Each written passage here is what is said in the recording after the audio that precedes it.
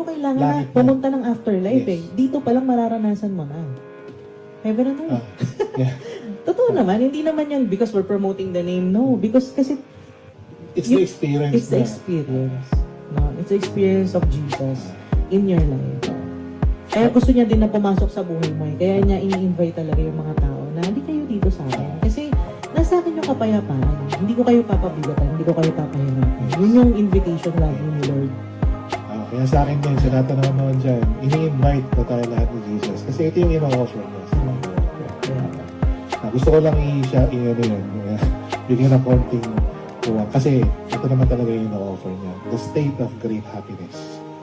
Hindi ibig sabihin na parang wala ka nang dadanasin na problema, testings. Bilang tao, sinful nature, magkakaroon tayo ng temptations from the enemy, magkakaroon tayo ng testings and great tribulation, or sabihin na